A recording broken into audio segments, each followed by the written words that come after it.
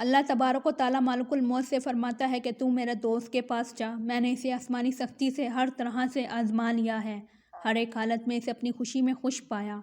तू जा इसे मेरे पास लेके आ, मैं इसे हर तरह का ऐशो आराम दूँ। मालिकुल मौत अपने साथ 500 फरिश्तों को लेकर चलते हैं। इनके पास जन्नती कफन, वहाँ की खुशबू और रेहान के गोशे होते हैं, जिसके सर पर 20 रंग होते हैं, हर रंग की खुशबू अलग अलग होती है।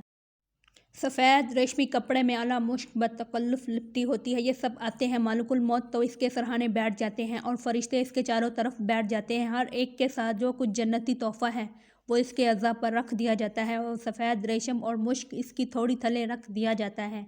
इसके लिए जन्नत के दरवाज़े खोल दिए जाते हैं और इसकी रूह को कभी जन्नती फूलों से, कभी जन्नती लिबासों से, तो कभी जन्नती फलों से इस तरह बहलाई जाती है जैसे रोते हुए बच्चे को लोग बहलाते हैं। उस वक़्त उसको हूरें हंस हंस कर इसकी चाहत करती हैं।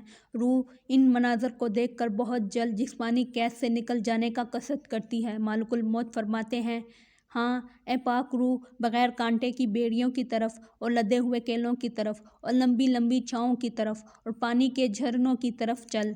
वल्लाह, माँ जिस कदर बच्चे पर मेहरबान होती है उससे भी ज़्यादा मालिकुल मौत उस पर शफ़क़त और रहमत करता है, इसलिए कि इसे इल्म है कि यह महबूब खुदा है। अगर इसे ज़रा सी भी तकलीफ़ पहुँची तो मेरे रब की नाराज़गी मुझ पर होगी। बस इसी तरह इस रूह को इस जिस्म से अलग कर लेता है जैसे गंदे हुए आटे में से बाल। मालिकुल मौत की रूह को कब्ज़ करते ही रूह जिस्म से कहती है कि अल्लाह ताला अज़्ज़ व जल तुझे ख़ज़ान जज़ाए खैर दे। तो खुदा की अताअत की तरफ जल्दी करने वाला और खुदा की मसीयत से देर करने वाला था। तूने खुद भी निजात पाई और मुझे भी निजात दिलाई। जिस्म भी रूह को ऐसा ही जवाब देता है। ज़मीन के वो तमाम हिस्से जिन पर वो इबादत खुदा करता था उसके मरने से 40 दिन तक रोते हैं।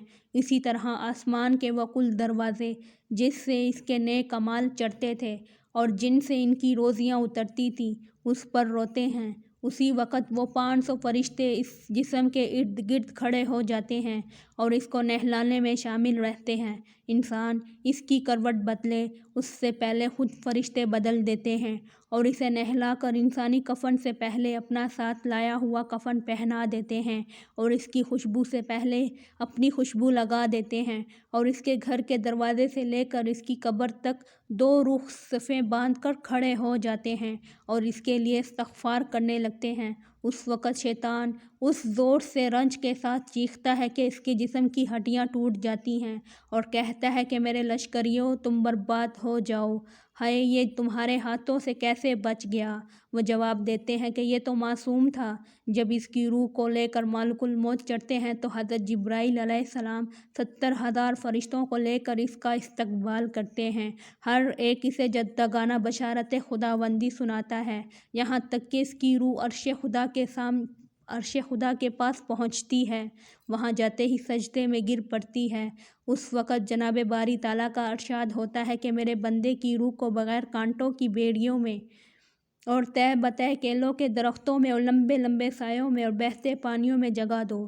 फिर जब इसे कब्र में रखा जाता है तो दाएं तरफ से नमाज खड़ी हो जाती है, बाएं जानिब रोज़ा खड़ा हो जाता है, सर की तरफ कुरान आ जाता है, नमाज़ों को चल कर जाना पैरों की तरफ होता है, एक किनारे सब्र खड़ा हो जाता है, अज़ाब की एक गिर्द लिपटती आती है, लेकिन दाएं जानिब से नमाज इसे रोक देती है कि ये हमेशा चौकन्ना रहा, अब इस कब्र में आकर ज़रा राहत पाई। वो बाएं तरफ से आती है, यहाँ से रोज़ा यही कह कर इसे आने नहीं देता। सरहाने से आती है, यहाँ से कुरान और ज़िक्र यही कह कर आड़े आते हैं। वो पैरों की तरफ से आती है, यहाँ से इसका नमाज़ों के लिए चल कर जाना इसे रोक देता है।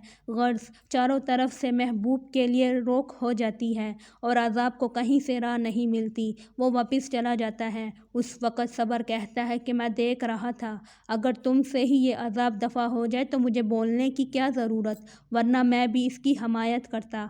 अब मैं पुल सिरात पर और मीज़ान के साथ इसके काम आऊँगा। अब 2 फरिश्ते فرشتے بھیجے جاتے ہیں، ایک کو نکیر کہا جاتا ہے اور دوسرے کو منکر۔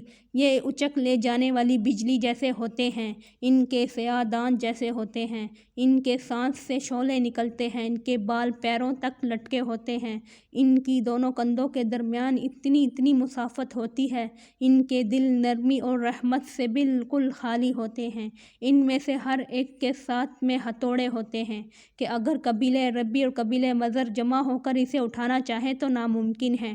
وہ آتے ہی اسے کہتے ہیں اٹھ بیٹھ، یہ اٹھ کر سیدھی طرح بیٹھ جاتا ہے اور اس کا کفن اس کے پہلو پر آ جاتا ہے۔ وہ اس سے پوچھتے ہیں تیرا رب کون ہے، تیرا دین کیا ہے، تیرا نبی کون ہے؟ صحابہ رضی اللہ تعالیٰ عنہ سے رہا نہ گیا، انہوں نے کہا یا رسول اللہ، ایسے ڈراؤنے فرشتوں کو کون جواب دے گا؟ آپ صلی اللہ علیہ وآلہ وسلم نے اس آیت یثبت اللہ کی تلاوت فرمائی اور فرمایا کہ وہ بلا جھجک جواب دیتا ہے کہ میرا رب اللہ واحد لا شریک ہے جو فرشتوں کا بھی دین ہے، اور میرے نبی محمد صلی اللہ علیہ وآلہ وسلم ہے جو خاتم النبیین ہیں۔ وہ کہتے ہیں کہ آپ نے صحیح جواب دیا۔ اب تو وہ اس کے لیے اس کی قبر کو اس کے دائیں سے، اس کے بائیں سے، اس کے آگے سے، اس کے پیچھے سے، اس کے سر کی طرف سے، اس کے پاؤں کی طرف سے 40 ہاتھ کشادہ کر دیتے ہیں۔ وہ 200 ہاتھ کی وسعت کر دیتے ہیں، 40 ہاتھ کا احاطہ کر دیتے ہیں۔ اس سے فرماتے ہیں کہ اپنی نظریں اوپر اٹھا، یہ دیکھتا ہے کہ جنت کا دروازہ کھلا ہوا ہے۔ وہ کہتے ہیں کہ اے خدا کے دوست، چونکہ تو نے خدا کی بات مان لی ہے، تیری منزل یہ ہے۔ حضور صلی اللہ علیہ وآلہ وسلم فرماتے ہیں کہ اس خدا کی قسم جس کے ہاتھ میں محمد صلی اللہ علیہ وآلہ وسلم کی جان ہے، اس وقت جو سرور و راحت اس کے دل کو ہوتی ہے وہ لازوال ہوتی ہے۔ پھر اس سے کہا جاتا ہے کہ اب اپنے نیچے دیکھ، یہ دیکھتا ہے کہ جہنم کا دروازہ کھلا ہوا ہے۔ فرشتے کہتے ہیں کہ دیکھ، اس سے خدا نے تجھے ہمیشہ کے لیے نجات بخشی۔ پھر تو اس کا دل اتنا خوش ہوتا ہے کہ یہ خوشی ابد والآباد تک ہٹتی نہیں۔ حضرت عائشہ رضی اللہ تعالیٰ عنہا فرماتی ہیں کہ اس کے لیے 70 دروازے جنت کے کھل جاتے ہیں، جہاں سے باد صبا کی لپٹیں خوشبو اور ٹھنڈک کے ساتھ آتی رہتی ہیں، یہاں تک کہ اللہ عز و جل اس کو اس خوابگاہ سے قیامت کے قائم ہو جانے پر اٹھائے۔